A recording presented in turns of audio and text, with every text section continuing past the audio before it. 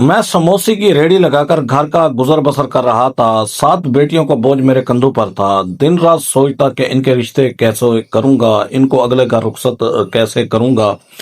मगर एक दिन घर वापस आया तो बेटियां रो रही थीं। पता चला मेरी छोटी 2 बेटियां वफात पा गई हैं।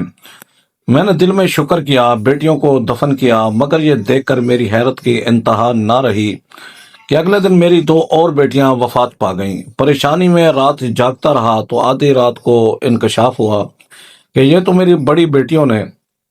मेरा नाम जावेद है और मैं एक आम सा इंसान हूँ जो हर रोज की तरह जिंदगी की गाड़ी को धक्के देकर खींच रहा है।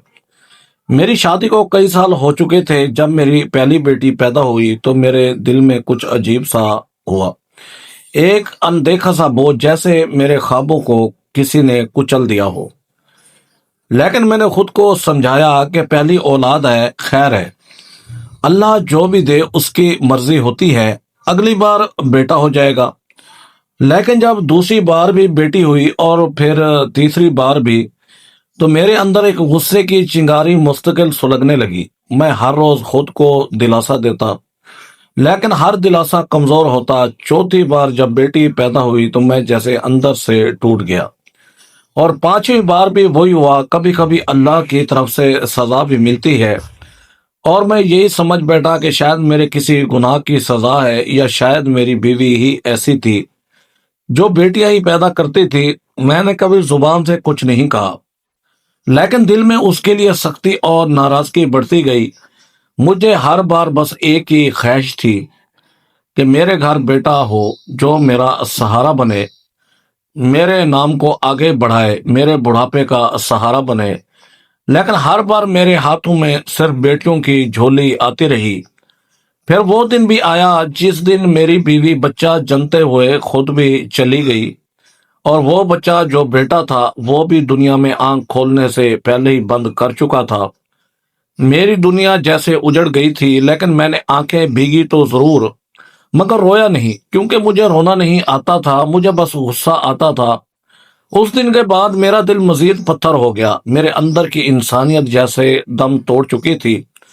मेरे सामने अब 7 बेटियां थीं जो हर रोज जवान हो रही थीं, और मैं बस अपने माथे पर परेशानी की लकीरें गिन रहा था। मैं एक गरीब इंसान हूं जो गली के कोने पर समोसों की रेहड़ी लगाता है। पहले मेरी बीवी साथ देती थी, वो समोसे बनाकर देती थी और मैं बेचता था। उसके बाद मेरे साथ मेरी बेटियां जुड़ गईं, उन्होंने मेरी मदद शुरू की, मगर काम वही रहा। कमाना मुझे ही पड़ता था और अब मेरे लिए वो काम भी बोझ बन चुका था, क्योंकि दिन ब दिन खर्चे बढ़ते जा रहे थे और कमाई कम होती जा रही थी। कभी ऐसा भी होता था कि शाम तक जितना सामान लगाया होता है उसके भी पैसे पूरे ना होते। मैं थक चुका था, मैं अंदर से जल चुका था, मैं हर वक्त एक चिड़चिड़ेपन में रहता था। मुझे जरा सी बात पर गुस्सा आता था। मैं शाम को घर जाता तो चीखना चिल्लाना शुरू कर देता था। मेरे आने से पहले घर का माहौल कुछ और होता था। मेरे कदम पड़ते ही जैसे एक तूफान आ जाता। मेरी बेटियां डर के मारे चुप हो जाती। वो कहती, बाबा गुस्सा ना किया करें। लेकिन मेरे दिल में उनके लिए कोई नरमी नहीं होती थी। मुझे वो अपने सर का बोझ लगती थी, एक ऐसा बोझ जो मैं उठा भी नहीं सकता था और फेंक भी नहीं सकता था, सड़क पे नहीं छोड़ सकता था, क्योंकि वो बेटियां थी और वो भी जवान हो रही थी। मेरे लिए उनका हर लम्हा एक परेशानी था कि कब कहाँ कौन सा मसला खड़ा हो जाए, मेरी इज्जत खाक में मिल जाए, कोई बदनामी हो जाए, मैं किसी को मुंह दिखाने के काबिल ना रहूं। मेरे लिए वो सब जैसे खौफ की अलामत बन चुकी थी, जो दिन रात मेरे पीछे पीछे रहता था। मेरे खानदान में सबके सब बेटे थे, बेटों का तूफान था, हर घर में लड़के पैदा होते थे।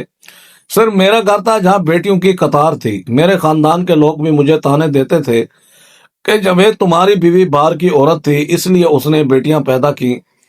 हमारे खानदान की औरतें तो बेटों की माँ बनती हैं।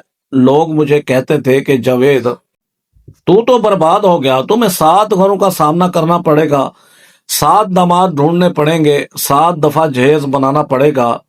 आजकल तो एक लड़की की शादी करना मुश्किल है, तुम तो ये सब करते करते ही मर जाओगे। और मुझे लगता था कि वो गलत नहीं कहते, मैं वाकई टूट रहा था।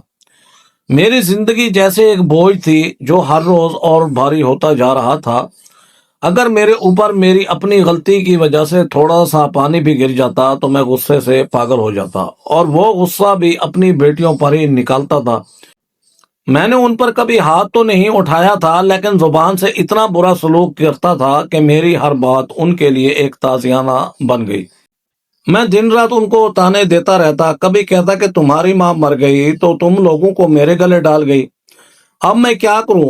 میں کیا کروں؟ میری زندگی تو اس آدمی سے بھی زیادہ بدتر ہے جسے معلوم ہو کہ وہ مرنے والا ہے، کیونکہ وہ تو سکون سے مرے گا، لیکن میں تو تم لوگوں کے لیے کام کرتے کرتے گدھے کی طرح مروں گا۔ میں دن رات یہی رونا روتا اور ان بچیوں کو سناتا جنہوں نے اس دنیا میں آنے کا فیصلہ خود تو نہیں کیا تھا۔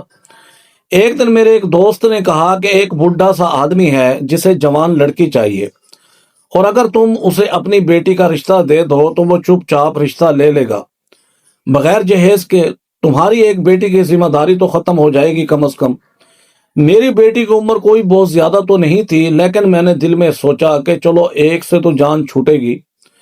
میں نے اس رشتے کے لیے ہاں کر دی اور کہا کہ بلاؤ انہیں۔ شام کو وہ آدمی نہیں بلکہ اس کی بہن شام کو رشتہ دیکھنے آئی۔ میں نے اپنی بیٹی سے کہا کہ تیار ہو کے باہر آ جانا۔ جب وہ آئی اور بیٹی کو دیکھا تو نہ کوئی خاص تاثر دیا نہ کچھ کہا، بس خاموشی سے دیکھ کر چلی گئی۔ بعد میں اس نے میرے دوست کو کہا کہ یہ لڑکی تو نہ شکل کی اچھی ہے، نہ صورت کی، اور نہ پڑھی لکھی ہے، ایسی لڑکی سے کون شادی کرے گا؟ اوپر سے جہیز بھی نہیں ہے۔ میں نے سنا تو دل میں آگ لگ گئی، مجھے شدید غصہ آیا۔ میں نے کہا کہ وہ کون سا شہزادہ تھا، وہ تو خود بڈھا آدمی تھا۔ میں نے بھی کہہ دیا کہ اب میں نہیں دوں گا اپنی بیٹی کا رشتہ۔ یہ سب اپنی جگہ تھا، لیکن میری پریشانیاں ختم ہونے کا نام نہیں لے رہی تھی۔ ایک دن میں حسب معمول اپنی ریڑھی لگا کر بیٹھا ہوا تھا تو اچانک میونسپل کارپوریشن والوں نے آ کر میری ریڑھی اٹھا لی اور گاڑی میں ڈال کر لے گئے۔ میں گھر آیا تو پھر غصے سے پاگل ہو گیا اور چیخ چیخ کر بیٹیوں کو برا بھلا کہنا شروع کر دیا۔ میں نے کہا کہ تم سب منحوس ہو، تم لوگوں کی نحوست کی وجہ سے ہی میرے ساتھ یہ سب ہو رہا ہے۔ اگر ریڑھی چلی گئی تو کھائیں گے کیا، کمائیں گے کیا؟ جبکہ اندر سے مجھے معلوم تھا کہ میری ہی غلطی تھی۔ میں نے ریڑھی وہاں کھڑی کی تھی جہاں نہیں کرنی چاہیے تھی۔ اس دن کا پورا دن میں نے ریڑھی واپس لینے میں گزار دیا، سفارشیں کروائیں، کچھ پیسے دے کر جان چھڑوائی، اور جب شام کو واپس گھر آیا تو دیکھا کہ میرے گھر کا ماحول کچھ الگ ہی تھا۔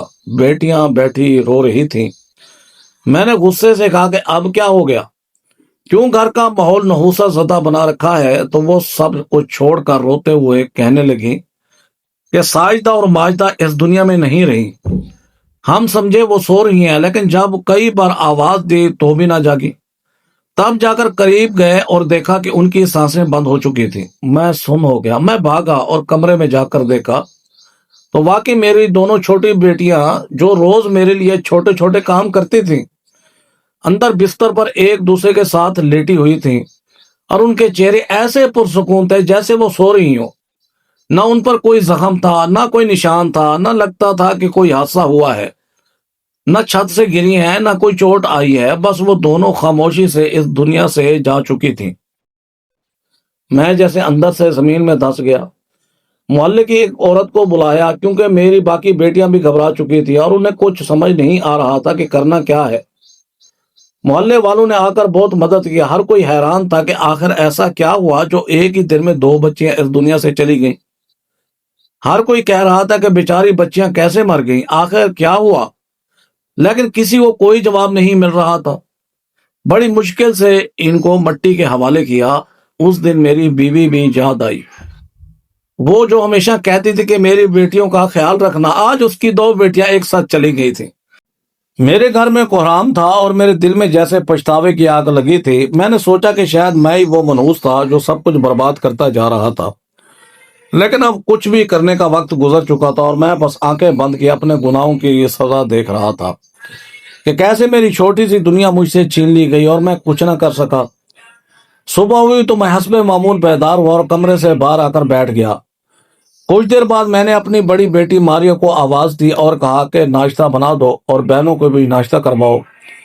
وہ ہمیشہ پہلے اپنی چھوٹی بہنوں کو ناشتہ کرواتی تھی اور پھر آخر میں خود ناشتہ کرتی اور میرے لیے ناشتہ لگاتی تھی۔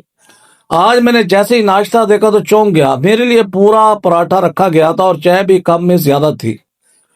میں نے حیرانی سے کہا کہ کیا بات ہے، آج میرے لیے پورا پراٹھا رکھا ہے، ادھر تو میرے حصے کا آدھا پراٹھا ہوتا ہے، آج اتنی فراغ دلی کیسے ہو گئی؟ تو وہ خاموشی سے بولی کہ بابا وہ ساجدہ اور ماجدہ اب رہی نہیں، اس لیے ان کے حصے کا کھانا بچ گیا۔ یہ سن کر میرے منہ سے کوئی لفظ نہ نکل سکا۔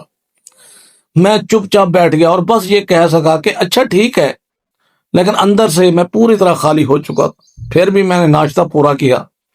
شاید پہلی بار میں نے پیٹ بھر کے ناشتہ کیا تھا، کیونکہ اب حصے کم ہو گئے تھے، اور دل ہی دل میں نے سوچا کہ گھر کا خرچ واقعی کم ہو گیا ہے۔ پہلے جو سالن بنایا جاتا تھا وہ کم پڑتا تھا، اب وہی سالن تھوڑا بچ بھی جاتا ہے۔ پہلے روٹیاں بنتی تھی اور آخر میں کوئی نہ کوئی بھوکا رہ جاتا تھا، اب روٹی بچ جاتی ہے۔ پہلے جو چیزیں پورا مہینہ نہیں چلتی تھی، اب ان میں کچھ دن کا اضافہ ہو گیا ہے۔ اور دل میں یہ بات بھی آئی کہ پتہ نہیں ان بچیوں کی زندگی میں کیا لکھا تھا، نہ میں زیادہ جیتا، نہ وہ بڑی ہوتی، ان کی شادیاں ہوتی یا نہ ہوتی، ان کا نصیب کیسا ہوتا کون جانتا ہے۔ جو چلی گئیں اپنی ماں کے پاس چلی گئیں، وہاں خوش ہوں گی، ایک دن سب نے مرنا ہے، کون رہتا ہے ہمیشہ؟ بس دل کو اسی طرح کی باتوں سے سمجھایا۔ اور اب میں 7 نہیں بلکہ 5 بیٹیوں کا باپ تھا۔ مجھے 7 کا حصہ ہمیشہ بوجھ لگتا تھا، اور جب وہ 5 ہو گیا تو مجھے ہلکا محسوس ہوا۔ دل سے برا لگا یا نہیں یہ تو میں نہیں جانتا، لیکن اب میرے کندھوں پر 5 بوجھ تھے، اور یہ 5 بوجھ 7 کے مقابلے میں مجھے کچھ کم اور سنبھالنے کے قابل لگے۔ لیکن محلے والوں کی زبانیں بند ہونے کا نام نہیں لے رہی تھی۔ کوئی کہتا کہ یہ سب قدرتی نہیں ہوا، کوئی کہتا کہ اس بندے نے خود کچھ کیا ہے، آخر 2 بچیاں ایک ہی دن کیسے مر سکتی ہیں؟ کئی لوگ کہتے کہ کہیں ایسا تو نہیں کہ اس شخص نے خود ہی کچھ کر دیا ہو، لیکن میں اس وقت گھر پر نہیں تھا۔ یہی ایک دلیل میرے حق میں جاتی تھی، اور شاید اسی لیے لوگ برا سوچنے کے باوجود سامنے کچھ نہیں کہتے تھے۔ ایک دن میں نے صبح کے وقت اپنی بیٹی ماریا کو صحن میں بیٹھے دیکھا۔ اس کے قریب ایک سفید رنگ کا کبوتر مرا ہوا پڑا تھا۔ میں نے کہا کہ یہ کبوتر کیسے مر گیا؟ یہ تو بہت خوبصورت تھا۔ ماریا نے بڑی سادگی سے جواب دیا کہ بابا اس کا ایک پاؤں ٹوٹ گیا تھا اور یہ بیچارہ تکلیف میں تھا، تو میں نے اس کی تکلیف ختم کر دی۔ میں حیرت سے اس کی طرف دیکھنے لگا اور کہا کہ پاگل ہو گئی ہو؟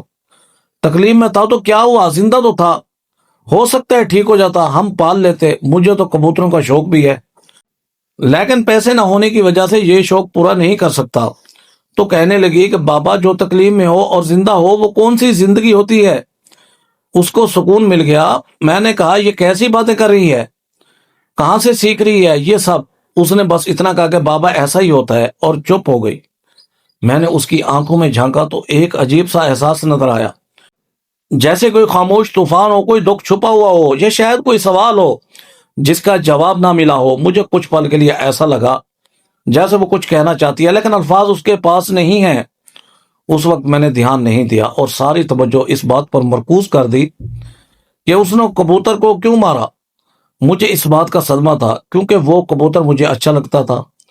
میں سوچ رہا تھا کہ اگر پیسے ہوتے تو میں کئی کبوتر پال لیتا، یہ میرا شوق تھا، لیکن غربت نے ہر شوق کی جڑ کاٹ دی تھی، اور اب ماریا نے اس شوق کی ایک جھلک بھی ختم کر دی تھی۔ میں نے بس اتنا کہا کہ اگلی بار ایسا نہ کرنا، اور وہ سر جھکائے بیٹھ گئی۔ کچھ دیر بعد وہ اندر چلی گئی اور میں اس مردہ کبوتر کو اٹھا کر باہر پھینک آیا، لیکن دل میں وہ جملہ گونجتا رہا کہ جو تکلیف میں ہو اور زندہ ہو وہ کون سی زندگی ہوتی ہے؟ اور میں سوچتا رہا کہ کیا واقعی ایسا ہی ہوتا ہے، یا یہ اس کی سوچ بن چکی ہے جو دن بدن گہرائی اختیار کر رہی تھی، اور میں یہ سب سمجھنے سے قاصر تھا۔ ایک دن میں صبح جلدی اٹھا اور ریڈی کے سامان کا جائزہ لینے کے بعد ہمیشہ کی طرح کام پر چلا گیا۔ دن معمول کے مطابق گزر رہا تھا، گاہک بھی کچھ خاص نہیں آ رہے تھے، بس وقت کاٹ رہا تھا کہ اچانک میرے فون پر کال آئی۔ میں نے فون اٹھایا تو وہ ہمارے محلے کا پرچون والا تھا جسے میں کبھی کبھار ادھار لے لیا کرتا تھا۔ میں نے دل میں سوچا کہ یہ اچانک مجھے فون کیوں کر رہا ہے، یہ تو کبھی ایسے فون نہیں کرتا۔ میں نے فوراً کہا کہ بھائی دیکھو تمہارے پیسے میں دے دوں گا، بس کچھ دن کی مہلت دے دو۔ لیکن اس نے فوراً کہا کہ پیسوں کو ابھی بھول جاؤ، تم جلدی گھر پہنچو، تمہارے گھر کو جو بہت بڑا ہو گیا ہے۔ میں نے کہا کہ کیا ہو گیا ہے، بتاؤ تو صحیح، میں کام چھوڑ کے کیوں آ جاؤں؟ اس نے صرف اتنا کہا کہ تم بس آ جاؤ، تمہارے گھر کی حالت بہت خراب ہے۔ میں دل ہی دل میں کانپنے لگا کیونکہ پہلے بھی ایسا ہو چکا تھا۔ کہ اچانک میری دو بیٹیوں کی موت ہو گئی تھی۔ میں جلدی جلدی اپنا سامان سمیٹنے لگا اور بھاگتا ہوا گھر پہنچا۔ راستے میں دل بار بار دھڑک رہا تھا کہ نہ جانے اب کیا ہو گیا ہوگا۔ جب میں گھر پہنچا تو محلے کے کچھ لوگ میرے گھر کے باہر کھڑے تھے۔ سب کے چہروں پر ایک ہی سوال تھا، لیکن کسی کی زبان پر کچھ نہیں تھا۔ میں اندر داخل ہوا تو جو منظر میں نے دیکھا اس نے مجھے ایک ہی پل میں توڑ کر رکھ دیا۔ میری دونوں چھوٹی بیٹیاں جو ابھی تک زندہ بچی تھیں وہ اس دنیا سے جا چکی تھی۔ وہ بھی اسی طرح اپنے بستر پر لیٹی ہوئی تھیں جیسے سو رہی ہوں۔ ان کے چہروں پر نہ کوئی زخم تھا، نہ کوئی چوٹ، نہ کوئی خراش، بس خاموشی تھی، ایک گہری اور خوفناک خاموشی۔ میں تیزی سے ان کے قریب گیا، ان کے چہرے چھوئے، ان کے ہاتھ پکڑے، لیکن ان میں زندگی نہیں تھی۔ میں چیخ اٹھا اور محلے والوں کو بلایا، سب اندر آ گئے۔ ہر کوئی حیران تھا کہ آخر کیا ہو رہا ہے میرے گھر میں۔ ایک ہفتہ بھی نہیں گزرا اور دوسری دو بچیاں بھی اس دنیا سے چلی گئیں۔ لوگوں کے چہروں پر اب شک کے آثار تھے۔ کسی نے کہا کہ یہ سب کچھ عام نہیں ہے، یہ تو لگتا ہے جیسے کوئی سازش ہے یا کسی نے کچھ کر دیا ہے۔ اور کئی لوگ تو صاف صاف کہنے لگے کہ کہیں یہ سب تم خود تو نہیں کر رہے، کیونکہ ہر بار تم گھر سے باہر ہوتے ہو اور یہی وقت ہوتا ہے جب کوئی نہ کوئی بچی مر جاتی ہے۔ میں اندر سے پھٹ گیا اور چیخ کر کہا کہ تم سب کو کیا ہو گیا ہے؟ میں خود تو گھر پر نہیں ہوتا، مجھے فون کر کے بلایا جاتا ہے۔ تم سب جانتے ہو کہ اس دن بھی میں کام پر تھا، آج بھی میں باہر تھا، تم سب نے مجھے فون کر کے بلایا ہے۔ میں نے اپنی جان سے پیاری اولاد کھوئی ہے اور تم مجھے ہی قاتل سمجھ رہے ہو۔ محلے والوں میں سے کچھ نے کہا کہ ہاں یہ بات تو ٹھیک ہے کہ تم گھر پر نہیں تھے، لیکن پھر بھی جو کچھ ہو رہا ہے وہ معمولی بات نہیں ہے۔ میری بچ جانے والی تین بیٹیاں بری طرح رو رہی تھیں۔ ان کی حالت دیکھ کر میرا کلیجہ پھٹ رہا تھا۔ وہ بتا رہی تھیں کہ وہ دن بھر گھر میں ہی تھیں اور کچھ خاص کام بھی نہیں تھا، کیونکہ گھر میں نہ ٹی وی تھا، نہ فون، نہ کوئی کتابیں تھی اور نہ کوئی اور مصروفیات۔ کھانے کے بعد وہ سب سو گئی تھی۔ شام ہوئی تو باقی دو بہنوں کو اٹھایا، لیکن وہ جاگ ہی نہیں رہی تھی۔ پہلے تو لگا کہ گہری نیند میں ہوں، لیکن جب کئی بار جگایا اور پھر بھی نہ اٹھی تو گھبراہٹ ہوئی۔ ان کا کھانا بھی دیکھا گیا، لیکن سب نے ایک ہی کھانا کھایا تھا اور باقی سب تو ٹھیک تھیں۔ اس کے بعد محلے والوں نے کہا کہ اس بار ان دونوں بچیوں کا پوسٹ مارٹم ہونا چاہیے تاکہ اصل حقیقت سامنے آئے۔ اور ایک آدمی نے کہا کہ میں خرچہ دیتا ہوں، لیکن تم پوسٹ مارٹم کرواؤ۔ میں نے دل پر پتھر رکھ کر انکار کر دیا اور کہا کہ اب وہ واپس تو آنے والی نہیں ہے، پوسٹ مارٹم سے کیا حاصل ہوگا، بس ان کو دفن کرنے دو، دل کو مزید صدمے میں نہ ڈالو۔ اس بار بھی محلے والوں نے مدد کی اور جنازے کا انتظام کروایا، اور میں نے ایک بار پھر اپنی دو بیٹیوں کو مٹی کے حوالے کر دیا۔ لیکن اس بار میرے دل میں خوف بھی آ چکا تھا اور افسوس بھی۔ اب میرے گھر سے کل 4 جنازے اٹھ چکے تھے، اور یہ معمولی بات نہیں تھی۔ پہلے جب ساجدہ اور ماجدہ گئی تھیں تب تو میں نے دل کو دلاسا دیا تھا کہ ایک دن سب نے جانا ہے، لیکن اب جب دوسری دو بھی چلی گئیں تو دل نے ماننے سے انکار کر دیا۔ اب میرے اندر سوال اٹھنے لگے تھے کہ آخر کیا ہو رہا ہے۔ میری بیٹیاں چاہے جیسی بھی تھیں وہ میری اولاد تھی، وہ مجھے کچھ کہتی نہیں تھی، میرے ساتھ بدتمیزی نہیں کرتی تھی، وہ خاموشی سے گھر کا کام کرتی تھی، اور اب وہ سب ایک ایک کر کے مجھے چھوڑ کر جا رہی تھی۔ میرے دل میں عجیب سی ہلچل تھی اور میں سوچنے لگا کہ آخر کس گناہ کی سزا مل رہی ہے مجھے، کیونکہ یہ سب کچھ ایک عام بات نہیں تھی۔ یہ اب میرے لیے آزمائش بن چکی تھی جس میں ہر بار میرا دل ٹوٹ رہا تھا اور میرے پاس کوئی جواب نہیں تھا۔ ایک ہفتہ گزر چکا تھا اور میرے گھر میں وہ رونق، وہ ہنسی خوشی، وہ کہکے، وہ بچوں کی آوازیں سب ختم ہو چکی تھی۔ جو سب سے چھوٹی بیٹیاں تھیں وہ چاروں اب اس دنیا میں نہیں تھیں۔ گھر جیسے سونا سونا ہو چکا تھا۔ اب صرف 3 بیٹیاں رہ گئی تھیں، ماریا، حسنہ اور صبایا۔ تینوں جوان تھیں اور ان کا بوجھ بھی اب میرے دل پر مزید بھاری ہو چکا تھا۔ ایک دن ماریا میرے پاس ہے اور بڑے عجیب لہجے میں کہنے لگی کہ بابا بڑے دن ہو گئے، آپ نے غصہ نہیں کیا۔ میں نے اس کی بات سنی اور چند لمحوں کے لیے چپ ہو گیا، پھر آہستہ سے کہا کہ اب غصہ کس بات پر کروں؟ حالات تو تمہارے سامنے ہیں، گھر میں 1 مہینے کے اندر 4 جنازے اٹھے ہیں، میری ہمت ہی نہیں رہی کہ اب کسی بات پر چیخو پکار کرو۔ ماریا نے بڑی سنجیدگی سے کہا کہ پھر تو آپ مطمئن ہوں گے نا؟ میں نے چونک کر کہا کہ مطمئن کیسے ہوں گا، میری 4 بیٹیاں مجھے چھوڑ کر چلی گئیں، یہ کیسی باتیں کر رہی ہو؟ تو وہ کہنے لگی کہ بابا گھر میں اب 4 افراد کم ہو گئے ہیں نا، خرچہ بھی آدھا رہ گیا ہے، تو آپ کو تو خوشی ہونی چاہیے۔ میں حیرت سے اس کی طرف دیکھنے لگا اور غصے سے کہا کہ کیا بکواس کر رہی ہو، چلی جاؤ یہاں سے، میرے سامنے سے، اس وقت مجھے لگا شاید وہ ذہنی طور پر بہت زیادہ پریشان ہو چکی ہے، اسی لیے ایسی الٹی سیدھی باتیں کر رہی ہے۔ وہی تو تھی جو پورے گھر کی ذمہ داری بن چکی تھی، وہی تو تھی جس نے اپنا بچپن قربان کر دیا تھا۔ ماں کے جانے کے بعد چھوٹی سی عمر میں اس نے گھر کے سارے کام سنبھال لیے تھے۔ چھوٹی بہن کو گود میں اٹھا کر ماں کا ہاتھ بٹاتی تھی، اور اب تو وہی سب کو کھانا کھلاتی تھی، کپڑے دھوتی تھی، برتن صاف کرتی تھی، گھر کو سنبھالتی تھی۔ وہ بیچاری اب خود بھی جوان ہو چکی تھی، لیکن اس کے چہرے پر کبھی بچپن جیسی کوئی جھلک نظر نہیں آئی۔ ایک دن رات کو میں کمرے میں لیٹا ہوا تھا کہ اچانک ماریا کے کمرے سے کچھ عجیب سی آوازیں آئیں۔ ایسا لگ رہا تھا جیسے وہ کسی سے باتیں کر رہی ہو۔ میں دبے بو اس کے کمرے کے باہر گیا اور کھڑکی سے اندر جھانکا تو جو منظر دیکھا اس نے میرے رونگٹے کھڑے کر دیے۔ ماریا زمین پر بیٹھی ہوئی تھی اور جھول رہی تھی، جیسے کوئی بچہ سبق دہرا رہا ہو، اور اس کے منہ سے الفاظ نکل رہے تھے کہ بس آخری قدم اٹھانا ہے، اس کے بعد بابا کی ساری پریشانی ختم ہو جائے گی، بابا خوش ہو جائیں گے۔ وہ بار بار یہی جملہ دہرا رہی تھی۔ میں ہکا بکا رہ گیا، میرا دل زور زور سے دھڑکنے لگا۔ میں وہیں کھڑا دیکھتا رہا کہ وہ اٹھ کر آہستہ آہستہ دوسرے کمرے کی طرف گئی جہاں صبا اور حسنہ سو رہی تھی۔ میں فوراً اس کے پیچھے گیا اور کھڑکی سے دیکھنے لگا۔ ماریا کمرے میں داخل ہوئی، اس نے آہستہ سے ایک تکیا اٹھایا اور اسے حسنہ کے چہرے پر رکھنے لگی۔ میں نے جیسے یہ منظر دیکھا فوراً دروازہ کھول کر اندر گھس گیا اور ماریا کو زور کا دھکا دیا، وہ ایک طرف جا گری۔ میں چیخ کر کہا کہ یہ کیا کر رہی ہو بدبخت، پاگل ہو گئی ہو، یہ کیا کر رہی تھی؟ ماریا نے میری طرف دیکھا اور پاگلوں کی طرح ہنستے ہوئے بولی کہ بابا میں تو آپ کی خوشی کے لیے کر رہی ہوں، آپ تو بیٹیوں سے تنگ تھے نا، آپ کو سکون نہیں ملتا تھا نا، یہ سب میں اسی لیے کر رہی ہوں تاکہ آپ خوش ہو جائیں، کیونکہ میں آپ سے بہت پیار کرتی ہوں۔